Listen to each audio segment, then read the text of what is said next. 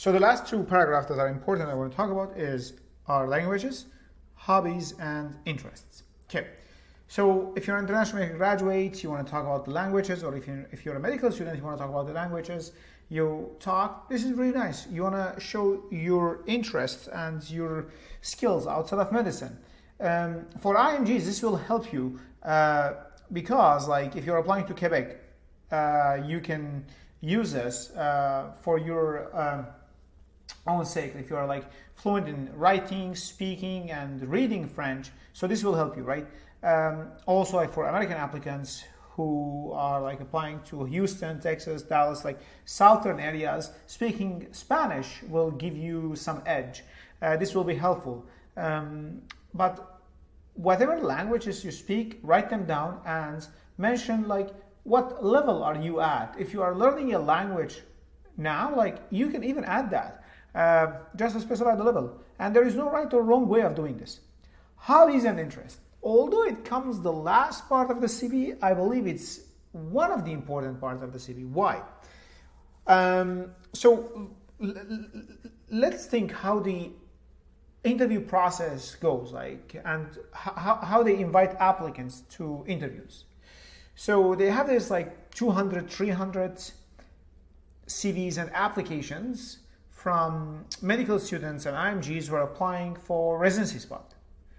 And there are a group of people who will go through these applications and like they will make sure to look for the people who completed basic requirements like good scores, good letters of reference, Canadian experience, some observership or elective, research experience, leadership experience, volunteering in the community, and then like they will invite you. No one will literally when they invite you to interviews, like they don't have part of their checklist, oh, like the person I'm going to invite to the interview, they should run or cook.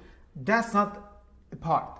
So when they invite applicants to interviews, eventually most of the applicants, if not all of them, they look similar. Great letters of reference, great scores, great experience. Hobbies and interests is what makes you different and unique for two reasons. One, it will be an icebreaker during your interview. If you watch my interview course, like this will give you the opportunity. I mentioned that this will give you the opportunity to talk about something outside of medicine and to get connected to the person who's interviewing you. So this is one. And the second thing, it will help the people who interviewed you to remember you as a person, because at the end of the day they will say, oh, let's talk about that marathon, the marathon runner, or let's talk about the cook, right? So you will have something that makes you different and makes you unique.